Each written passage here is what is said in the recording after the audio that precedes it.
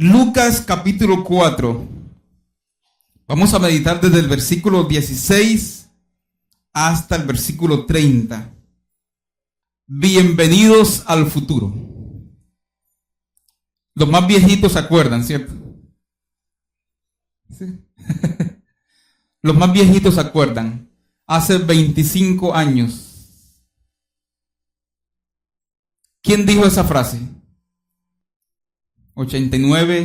1989 fue asesinado Galán. El fenómeno de las AUC, no la AIC, oye. Estaba emergiendo, estaba surgiendo en el país. Y los carteles de Medellín y de Cali estaban en su punto más alto. Y como muestra ese punto alto, Galán es asesinado. 1990. ¿Quién es elegido presidente en 1990? César Gaviria Trujillo. ¿Se acuerda? Un jovencito más o menos de 45 años en ese tiempo. Y en su discurso de posesión, Gaviria dice esa frase. Y creímos, bueno, ustedes creyeron, ustedes que ya tenían uso de razón y que ya eran, que el país cambiaría, una nueva constitución, y había mucha esperanza. Y César Gaviria Trujillo dice: colombianos, bienvenidos al futuro. Esta mañana nos vamos a meditar sobre política. Vamos a mirar cómo es que vamos caminando hacia una espiritualidad, hacia una experiencia de Dios liberadora, porque la experiencia de Dios libera, no esclaviza, libera. Vamos a mirar cómo esta mañana en este texto, en la sinagoga, en Nazaret, Jesús lee las escrituras. Jesús aplica la escritura a su experiencia y corrige a su auditorio a la luz de la escritura. Si quiere una frase que resume la palabra esta mañana, es esa. En la sinagoga, en Nazaret, Jesús lee la escritura, aplica la escritura a su experiencia y corrige a su auditorio desde la escritura. Leamos el texto. Lucas 4:16. ¿Están todos allí? Fue a Nazaret donde se había criado, y conforme a su costumbre, el día sábado entró en la sinagoga y se levantó para leer. Se le entregó el rollo el profeta Isaías, y cuando abrió el rollo encontró el lugar donde estaba escrito: el Espíritu del Señor está sobre mí, porque me ha ungido para anunciar buenas nuevas a los pobres. Me ha enviado para proclamar libertad a los cautivos y vista a los ciegos, para poner en libertad a los oprimidos y para proclamar el año agradable del Señor. Y después de enrollar el libro y devolverlo al ayudante, se sentó. Y los ojos de todos en la sinagoga estaban fijos en él. Entonces comenzó a decirles: bienvenidos al futuro. Hoy se ha cumplido esta escritura en vuestros oídos. Todos daban testimonio de él y estaban maravillados de las palabras de gracia que salían de su boca, y decían: ¿no es este el hijo de José? Entonces él les dijo: sin duda me diréis este refrán: médico, sánate a ti mismo. Hemos oído que sucedieron tantas cosas en Capernaum, haz lo mismo también aquí en tu tierra. Y añadió: de cierto, que ningún profeta es aceptado en su tierra. Pero en verdad os digo que había muchas viudas en Israel en los días de Elías, cuando el cielo fue cerrado por 3 años y 6 meses, y hubo una gran hambre en toda la tierra. Pero a ninguna de ellas fue enviado Elías, sino a una mujer viuda en Sarepta de Sidón. También había muchos leprosos en Israel en el tiempo del profeta Eliseo, pero ninguno de ellos fue sanado, sino el sirio Naamán. Al oír estas cosas, todos en la sinagoga se alegraron. Se llenaron de ira y se levantaron y le echaron fuera de la ciudad. Luego le llevaron hasta un precipicio del monte sobre el cual estaba edificada la ciudad para despeñarle. Pero él pasó por en medio de ellos y puyó el burro. Traducción popular. Es una predicación que saca la piedra, literalmente. Como la predicación de Esteban en el capítulo 7 de los Hechos. Jesús, si miramos ahí, hay unos, Lucas es experto en llevarnos, en ir cerrando unos círculos, como círculos concéntricos. Galilea es la provincia que significa círculo, el Galil en hebreo. Luego Nazaret, que es un pueblo de Galilea, y finalmente la sinagoga. Va cerrando esos círculos. Galilea, Nazaret, sinagoga. Pero miramos cómo el Espíritu viene guiando a Jesús. Vemos al Espíritu en el río, en el capítulo 3, versículo 22, estudiamos ese texto acá. Luego vemos al Espíritu en el desierto, capítulo 4, versículo 1. Entonces Jesús, lleno del Espíritu Santo, volvió de Jordán y fue llevado por el Espíritu al desierto. ¿Quién lleva a Jesús al desierto? El Espíritu. Luego vemos que Jesús vuelve, en el 4:14 dice, entonces Jesús volvió en el poder del Espíritu a Galilea. Miren cómo el Espíritu está en todos estos escenarios: río, desierto, ciudad, sinagoga.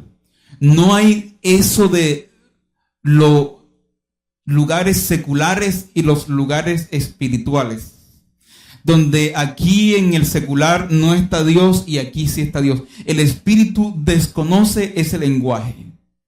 Él está en la universidad, está en la casa, en el baño, en la calle, en el centro comercial, en la playa. Él está contigo en la risa, pero también está en el llanto. Está en la clínica, en la sala de velación, pero también en la casa cuando has celebrado tu cumpleaños. Él está presente. Y esa realidad nos impulsa. Esa realidad nos llena de esperanza. Esa realidad le da sentido a la vida. Nosotros, y vamos a verlo más adelante, hemos dividido las esferas y hemos dicho, aquí está Dios, aquí no está Dios. Esto es espiritual, esto es secular. Vamos a mirar cómo a partir de este texto vamos hacia una espiritualidad liberadora, pero también integradora, que integra las distintas dimensiones y esferas de la vida. El Espíritu está presente. ¿Cuántos le han sentido esta semana? ¿Cuántos le han experimentado esta semana? No solo ahí en la risa, sino también en el llanto. Él está contigo. Amén. Entonces, en primer lugar, veamos, Jesús, el camino que tomaremos antes de primer lugar será el siguiente. Daremos una explicación general del texto y luego tres aplicaciones a partir de este texto y cómo es que nos movemos hacia una espiritualidad liberadora, pero también integradora, una experiencia de Dios que nos libere, porque Él viene para hacerte libre. Donde está el Espíritu de Dios, allí hay libertad. Eso lo dice Pablo en 1 Corintios 4. Porque el Señor es el Espíritu, y donde está el Espíritu suceden éxodos. Hay liberaciones. Y cuando hablo de liberación no me refiero a liberación demoníaca, sacar un demonio, alguna cosa. Eso es mínimo. Cuando hablo de liberación hablamos de una dimensión mucho más amplia. Mucho más amplia. Claro, Él viene a liberarte de tus demonios también. pero la liberación es mucho más amplia. Entonces, en primer lugar, Jesús lee las Escrituras, para los que están anotando, versículos 16 y 19. En esa parte tenemos, Jesús lee la Escritura. Del versículo 16 encontramos que Jesús llega a Nazaret, el pueblo donde él se había criado. O sea, llega al pueblo, llegó a San Marcos. Llegó, ¿de dónde es que son ustedes? Mandador, ¿y ustedes de dónde? La variedad. Llegó al banco, llegó al pueblo. Jesús llega al pueblo, llegó al pueblo donde se había criado, y conforme a su costumbre, hay una tesis por ahí rondando de que Jesús aprendió artes mágicas en la India, ¿no? Pero aquí el texto dice que era su costumbre, porque la pregunta que se han hecho los estudiosos, la gente que no tiene nada que hacer, es, bueno, ¿qué hizo Jesús desde los 12 hasta los 30 años? El man estaba trabajando.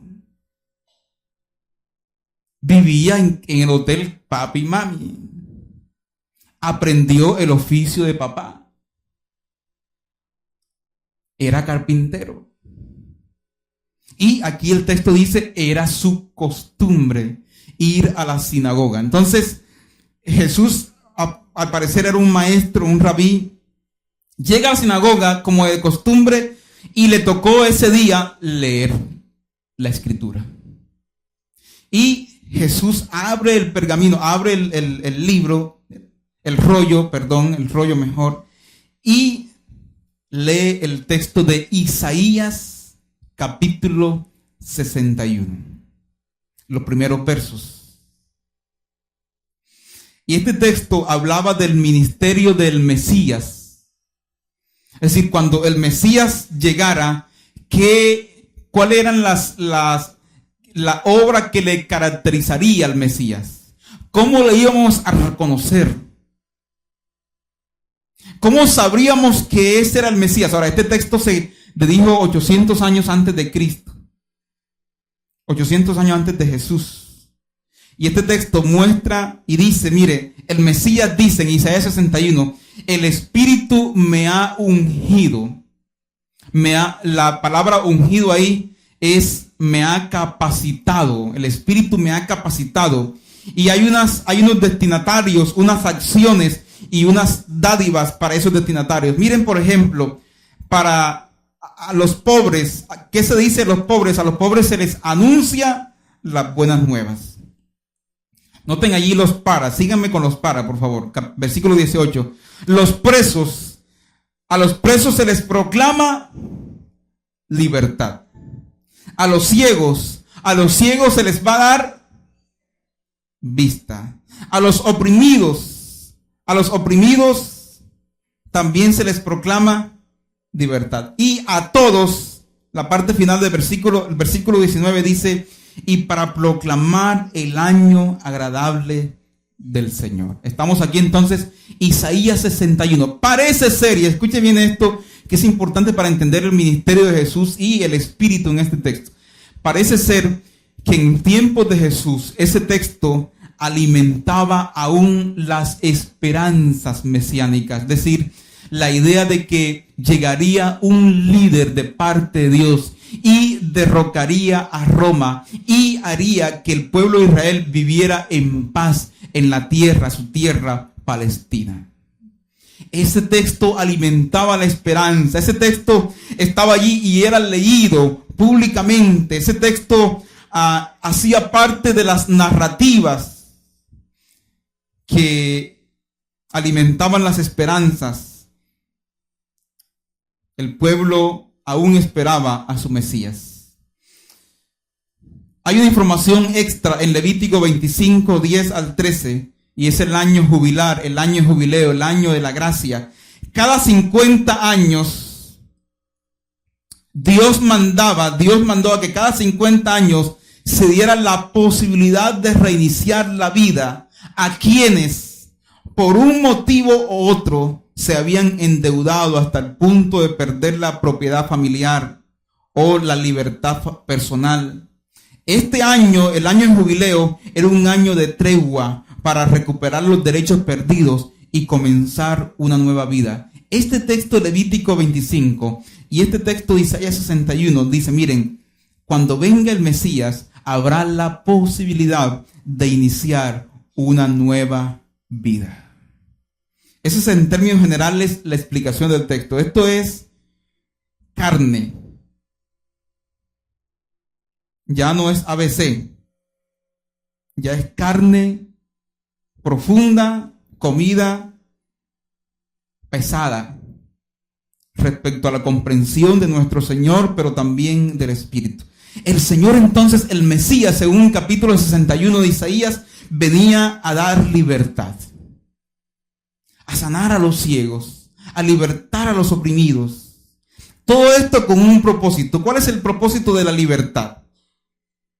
Lo encontramos en la canción de Zacarías, uno de los viejos verdes que encontramos al principio de Lucas, llenos de esperanza. Dice Lucas 1:74. Vamos a leer desde el 73. Dice: este es el juramento que juró a Abraham nuestro padre, para concedernos que, una vez rescatado de las manos de nuestros enemigos, le sirvamos sin temor, en santidad y en justicia, delante de Él todos nuestros días. ¿Cuál es el propósito de la libertad? Servir a Él. Es decir, Dios quiere que pasemos de la servidumbre al servicio. Entonces, esta gente que iba a recibir la vista, que iba a recibir libertad, que iba a recibir las buenas nuevas, no iba a quedar allí como rueda suelta. Iban a ser libres para que ahora en libertad pudieran servir al Señor. Esa es la explicación de esa primera parte del texto. En segundo lugar, ya Jesús leyó las Escrituras. Hasta aquí no hay nada nuevo, simplemente una de las narrativas que inspira la esperanza en el pueblo. Recuerden, había 4 grupos representativos en el judaísmo en su tiempo. Los fariseos, ellos manejaban la sinagoga. Luego los saduceos, ellos tenían el culto en el templo y se aliaban con el Imperio Romano para mantener un estado de quietud. Luego los esenios, ellos se apartaban para el desierto a esperar al Mesías. Y finalmente los celotes, ellos eran revolucionarios armados. Llevaban en su cinto una sica, una especie de un puñal pequeño. Y la idea, el lema era: mata a un soldado romano. Ellos esperaban al Mesías, la liberación de Dios para el pueblo, pero ellos tomaban cartas en el asunto y querían ser liberados por sus propias manos. 4 grupos. Y en esa dinámica entra Jesús. Jesús no es ajeno a esto. Jesús entra también con un proyecto de liberación. Pero Jesús ni se va para el desierto como los esenios, ni usa un puñal como los sicarios. De hecho, Jesús, entre los 12 hay un esenio, Simón el Celote, que era como una guerrilla, un grupo subversivo en su tiempo. Jesús entra en esto. Entonces, con ese telón de fondo, hermanos, es importante que leamos algunos textos y por qué Jesús finalmente es crucificado. Entonces, en segundo lugar, Jesús aplica las Escrituras. Como decía, hasta ese momento nada es nuevo. Versículos 20 y 21. Ahora Jesús, mire, dice el texto: después de enrollar el libro y devolverlo al ayudante, se sentó. ¿Por qué se sienta Jesús? Aquí estamos frente, el texto no nos dice directamente cómo era el culto en la sinagoga, especialmente la predicación. Se le entregaba el ayudante, como el acólito, ¿cierto? En la misa católica se le entrega la Biblia al sacerdote, aquí al lector, al predicador. El predicador, el encargado ese día de predicar el texto, leía, entregaba el rollo otra vez y se sentaba ¿a qué? A explicar. Esa es muy buena idea, ¿no? Que uno predique sentado, hermano. Excelente idea. Se sentaba. Por eso dice: y los ojos de todos estaban fijos en él. Va a predicar. Va a predicar. Nada nuevo ha pasado. Se sienta y la gente espera.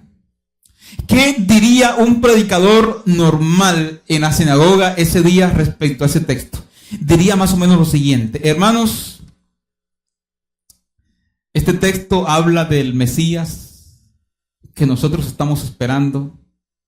La invitación esta mañana es para que sigamos orando al Señor para que esta palabra se cumpla en medio de nosotros.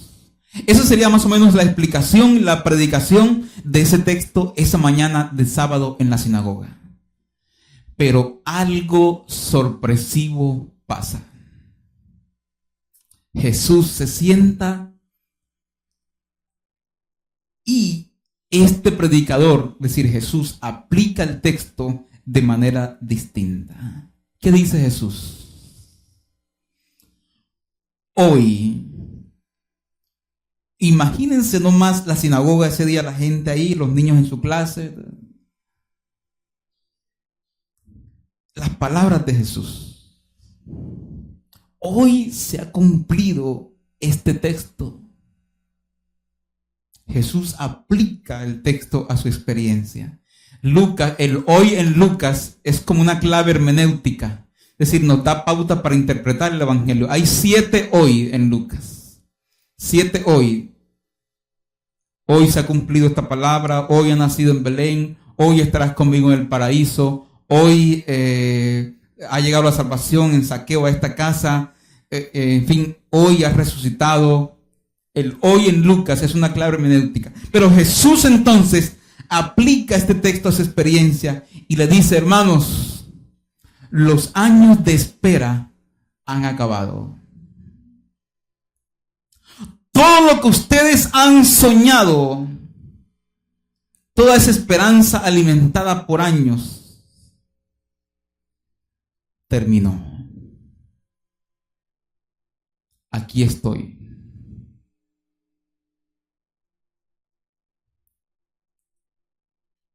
Es decir, bienvenidos al futuro.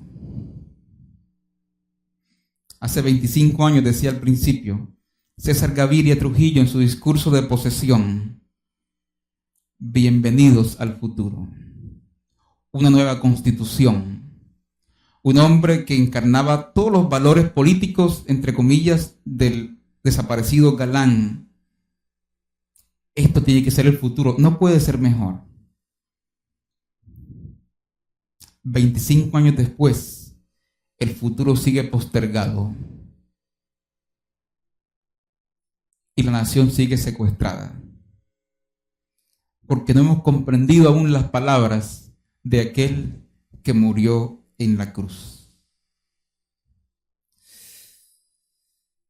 El texto le sirve a Jesús para presentar su programa, es decir, este es su discurso programático. Esto es lo que Él hará. Jesús dice: el Espíritu me ha capacitado, me ha ungido para tocar con mi obra y con mi ministerio a los marginados, a los desesperanzados.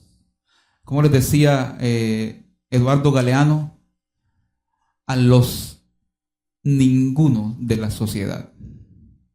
Los pobres. ¿Qué más? Los presos, los ciegos, los oprimidos.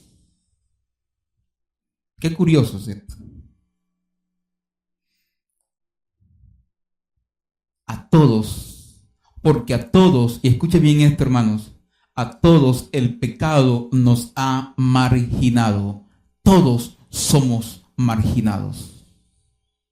Porque la marginación no solo es una categoría socioeconómica, también es moral.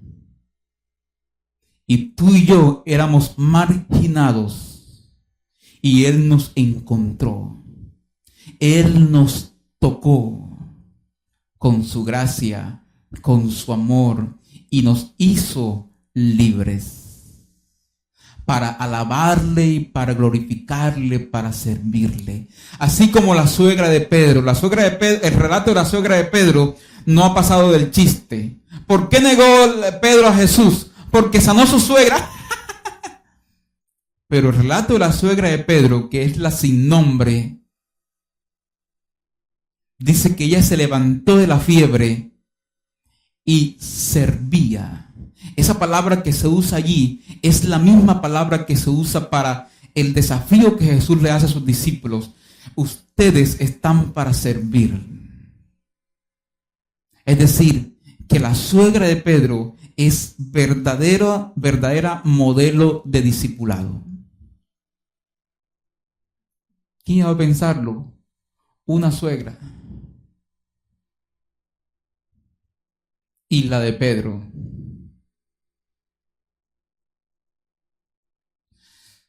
Usted y yo éramos marginados y Jesús nos ha tocado.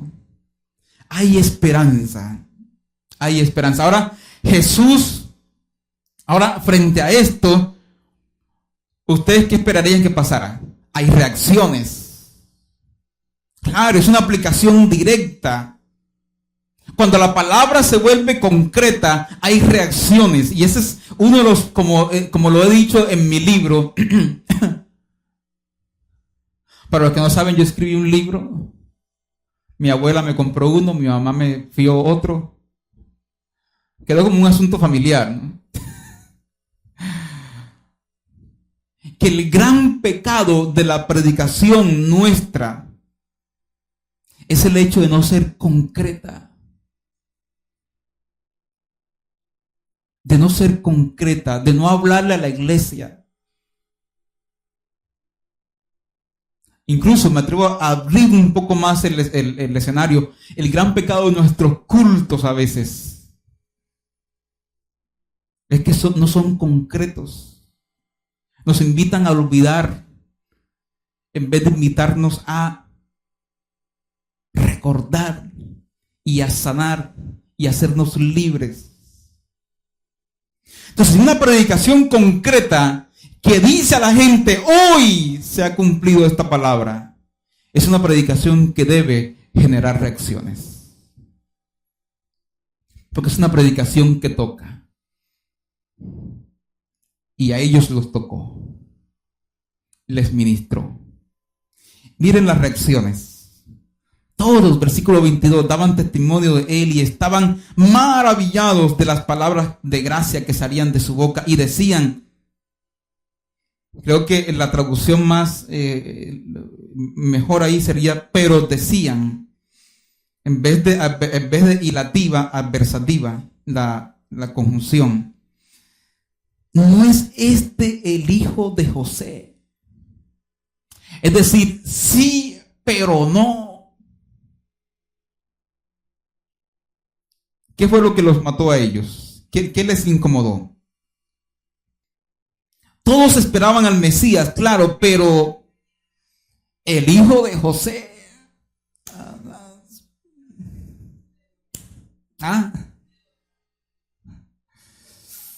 El hijo del carpintero.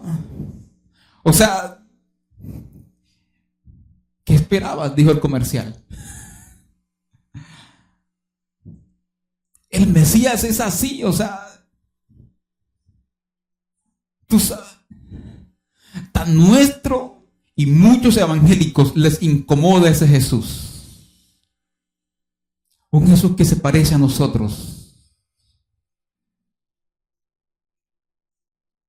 Cuando Discovery Channel en Semana Santa y saca los estudios, ¿no? Más o menos cómo fue Jesús y el rostro de Jesús, un rostro de hombre, tosco. La gente, no, pero no puede ser, claro, porque creciste mirando al cuadro que había en tu casa del Sagrado Corazón, del Jesús efebo.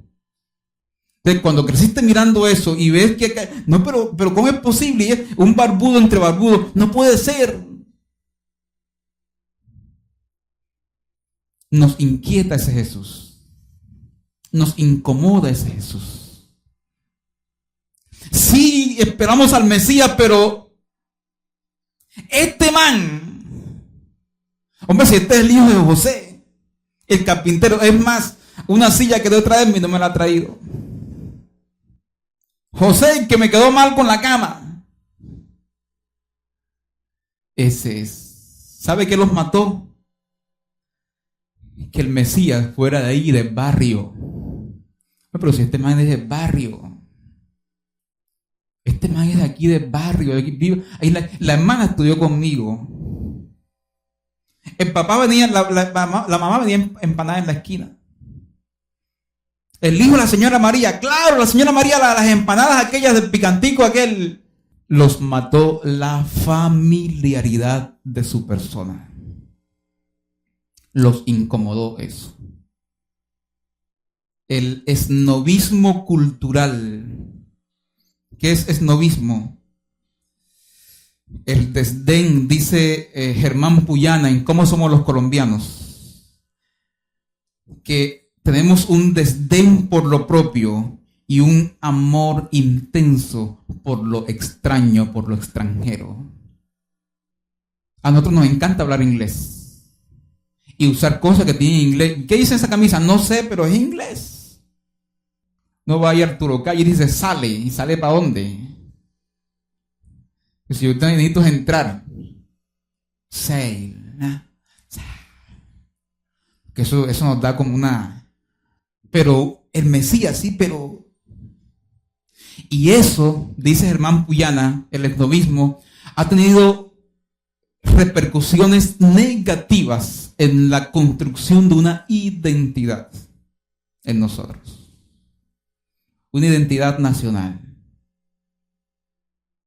Si no, pregúntese por qué a usted le gusta mejor el bolso de Toto y no la mochila Arawak. O no decimos Arturo Calle, decimos Arthur Street. No, yo uso es Arthur Street. Díganme si no. Si no. Si ustedes hubiesen estado allí esa mañana, esperando al Mesías, un tipo diferente, distinto, con la capacidad para enfrentar el imperio, para enfrentar a Roma, pero resulta que es el de aquí del barrio. Jesús sigue diciendo, vamos rápidamente para llegar a las conclusiones. El martes, por favor, vamos a seguir leyendo el texto. Pone dos ejemplos del Antiguo Testamento donde muestra que Dios hace cosas sorpresivas. Y una de esas cosas sorpresivas que Dios hace es ampliar el universo de su misión. Llega a una viuda de Sarepta a través de Elías en una situación de hambre, aunque habían otras viudas en Israel. Llega a donde Naamán, el sirio, el general del ejército sirio, a través de Eliseo, no necesariamente en Israel. Es decir, Jesús dice, mire, Dios nunca ha sido estrecho, como ustedes lo están siendo ahora. Dios siempre sorprende. Jesús es rechazado. Jesús es rechazado ese día en la sinagoga. Lo más curioso que pase hoy después de este culto, que ustedes me inviten a almorzar. Pero a Jesús no. No se quedó alguien en la sinagoga, Jesús, ¿cómo estás? Yo quiero en tu ministerio, vamos a almorzar. No, dice el texto, todos los de la sinagoga. Todos. Es decir, lo que siempre he dicho en este púlpito, ¿dónde falló el ministerio de Jesús? En sus asesores de imagen. ¿Cómo es posible que uno va a empezar un ministerio así, con este discurso? ¿Cómo es posible que uno va a entrar a Jerusalén en un burro? Por favor. Los mató la familiaridad. Jesús fue rechazado. Ahora escuche bien esto. Jesús tuvo un rechazo en el vientre de María. Cuando José dijo, ese cuentico del Espíritu, y Dios tuvo que ministrar el corazón de José. Ahora tiene un rechazo al iniciar su ministerio, pero ya el Padre lo había afirmado en el bautismo. Tú eres mi hijo. Eche para adelante, hermano. Pero Jesús es rechazado. Fernando Sábater dice que el ser humano tenemos dos nacimientos. o dos gestaciones mejor. Uno en el vientre y otra en la sociedad. Jesús es rechazado en su gestación del vientre. Dios tiene que trabajar con el corazón de José. Tiene que ministrar. La palabra llega para ministrar el corazón de este hombre. Pero ahora Jesús también es rechazado al iniciar su ministerio. Juan capítulo 8, no lo busquen. Pero hay unos comentarios de pasillo y los judíos le dicen a Jesús: nosotros no somos hijos de fornicación. ¿Qué quiere decir eso?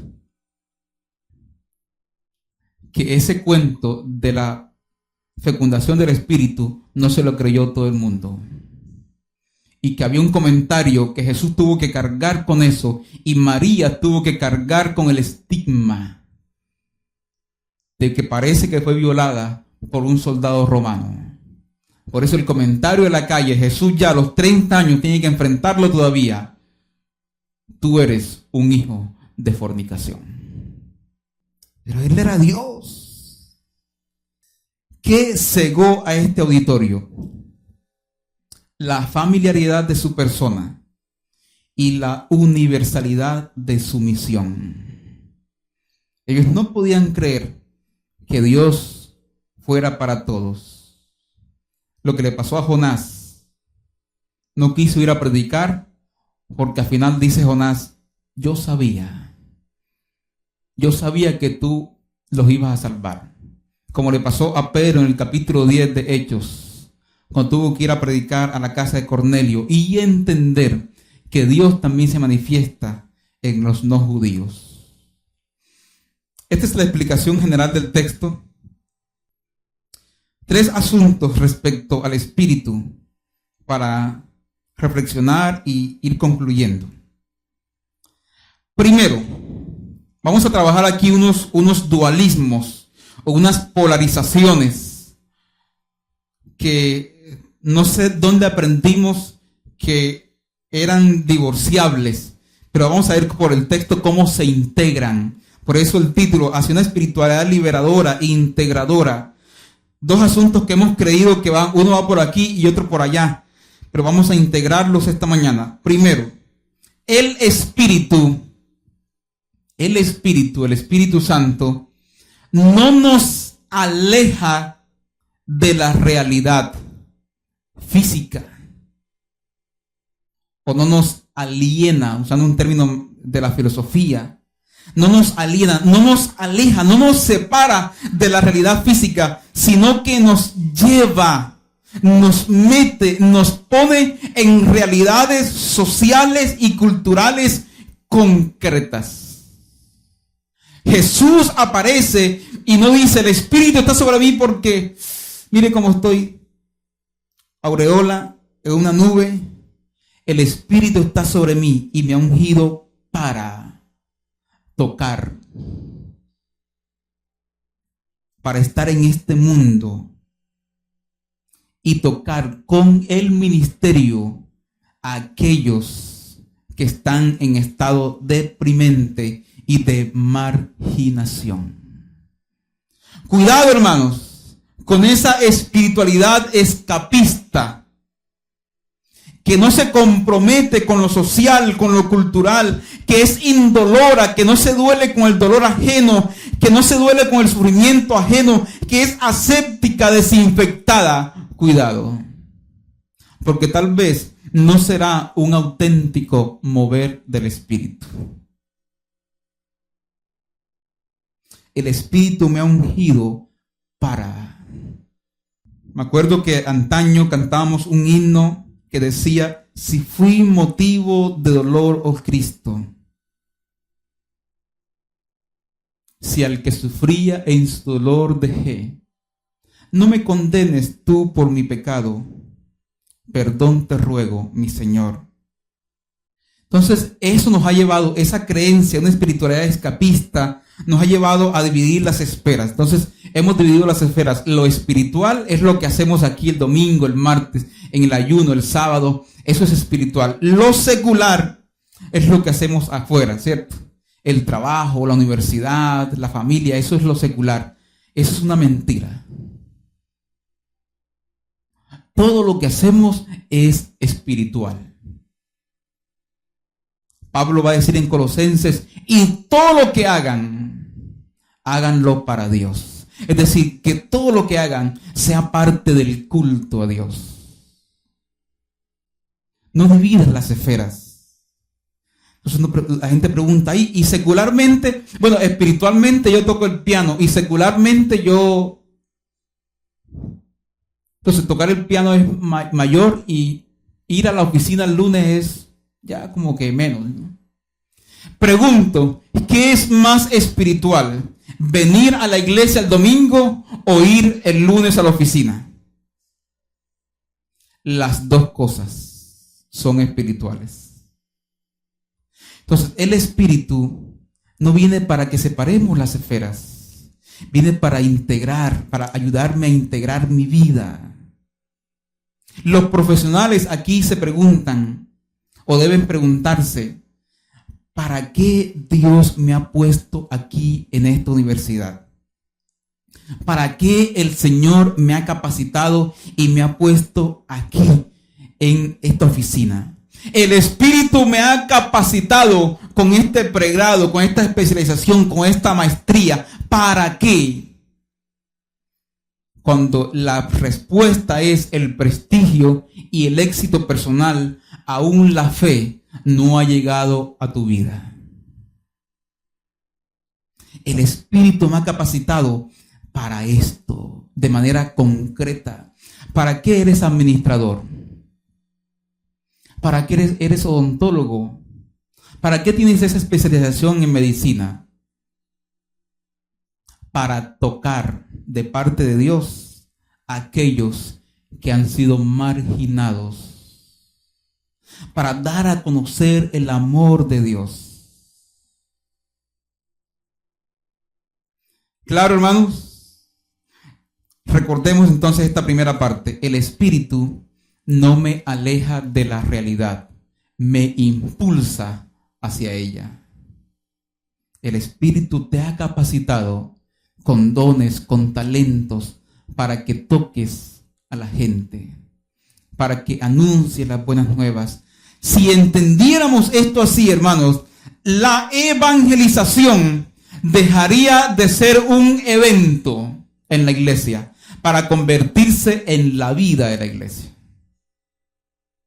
Porque entonces toda la iglesia evangeliza. Ahí en la oficina, allí en la cuadra, allí en la universidad, allí, la iglesia da a conocer a Dios. Pero entonces la evangelización tiene que ser un evento y no la vida. ¿Por qué? Porque no hemos acabado por entender esto. En primer lugar. En segundo lugar, el Espíritu actúa de acuerdo a la palabra. Hay un falso dilema del cual hemos hablado. De un lado están las iglesias que dicen, esta es una iglesia del Espíritu. Del otro lado está la iglesia que dice que somos una iglesia de la palabra. ¿Y quién dijo que las dos cosas están divorciadas? ¿Quién nos enseñó eso? ¿Será como José dijo, será desde abajo? Porque en la Biblia los dos asuntos hacen parte de una pareja indivorciable. Espíritu y palabra. ¿Dónde encuentra Jesús la información sobre el Espíritu? En la palabra. En la palabra. El Espíritu está sobre mí. Renunciemos de una vez por todas a ese falso dilema. El Espíritu sin palabra carece de dirección. Y la palabra sin el Espíritu carece de poder. El Espíritu sin palabra conduce al emocionalismo sin dirección, sin sentido. Pero la palabra sin el Espíritu conduce al racionalismo, a una liturgia fría, sin vida, parca, muerta. Porque el Espíritu está, pero no está. ¿Es claro, hermanos? Espíritu y palabra. La idea es, lo he puesto así, sentir el pensamiento y pensar el sentimiento. Renunciemos al falso dilema. Que nuestros cultos sean escenarios para la palabra, pero que nuestras celebraciones también sean escenarios para el mover de Dios. Que Él sana, que Él libera, que Él está presente, que le podemos sentir, que le podemos experimentar. Él está aquí. Y la predicación debe ser manifestación de su presencia. Y en tercer lugar, el Espíritu actualiza la palabra de Dios o la acción de Dios en nosotros. Jesús puede decir: hoy se ha cumplido, porque el Espíritu está sobre él. Es decir, que tener al Espíritu Santo nos mantiene vivos, nos mantiene actuales, nos mantiene vigentes. No importa si ya tienes 70, 80, si tienes 50, 40, 20, 25 como yo. Pero tener al Espíritu te mantiene vigente. El Espíritu actualiza la palabra en tu vida, la aplica, le da sentido. Y aquí otro falso dilema. Por un lado va la predicación y por otro lado va la vida de la iglesia. Por eso hemos adoptado aquí en este tiempo la idea de que la predicación del domingo es también reflexión el martes, el sábado. ¿Para qué? Para recordar y martillar en el hecho de que esta es la palabra de la semana. Y preguntarnos cuando lleguemos a casa, cuando vivamos las experiencias en casa, la esposa, el esposo, los niños, las niñas allí en casa, esta semana que vas a la empresa que tienes esa dificultad, ese problema, ¿cómo encaja esto con la palabra que escuché el domingo? ¿Cómo ilumina la palabra estos caminos, estos escenarios? ¿Cómo es que el Espíritu actualiza la palabra en mi vida? Pero otra vez, y aquí hemos fallado los predicadores. El mensaje va por un lado y la palabra y la iglesia va por otro lado. Salmo 119, 105, que dice: lámpara es a mis pies. Ese salmo conecta lo que estoy diciendo. Lámpara es a mis pies. Los pies es el camino, la vida. Lámpara es a mis pies tu palabra. Ese salmo conecta palabra y vida. Lámpara es a mis pies tu palabra y lumbrera a mi camino. La palabra orienta. La palabra abre nuevos horizontes. El Espíritu que nos posee hace que la palabra sea actual en nosotros. La palabra plantea nuevos rumbos. La palabra explora nuevos caminos. La palabra no deja morir la esperanza. La palabra nos lleva a cantar porque Él vive. Triunfaré mañana porque Él vive. Ya no hay temor, porque yo sé que el futuro es suyo. La vida vale más y más solo por Él. Vamos a inclinar nuestro rostro, por favor, y ahí en silencio reflexiona un poco en esta palabra. ¿Qué te dijo el Señor esta mañana? Señor, oro por aquellos que aún no logran integrar profesión y fe. Por los profesionales aquí presentes. Señor, tú les has capacitado les has ungido con tu Espíritu. Has permitido que ellos vayan a estos escenarios académicos, que hayan salido de ellos para anunciarte. Anunciarte con obras, anunciarte con servicio, anunciarte con una forma distinta de ser. Oro por aquellos marginados hoy, que atraviesan circunstancias difíciles, complicadas. Por los enfermos aquí presentes, aún por los ausentes, para que el Espíritu que actúa en Cristo y actúa en nosotros pueda ministrarles esta mañana, tocarles y sanarles. Que la palabra esta mañana abra nuevos horizontes. Que podamos cantar, como decíamos al final de esta charla, porque tú vives. Triunfaré mañana. Porque tú vives, ya no hay temor. porque yo sé que el futuro es tuyo. La vida vale más y más solo por Él. Ven, Espíritu Santo de Dios, úngenos, capacítanos para tu obra esta semana. Capacita a la iglesia para tu obra. Unge a la iglesia con tu presencia. Para que desde esa capacidad, desde esa presencia, desde ese poder, podamos llevar a cabo tu obra. Porque Él vive, triunfaré mañana. Porque Él vive, ya no hay temor, porque yo sé que la vida vale más y más solo por Él. Gloria a Dios. Te alabamos, Señor.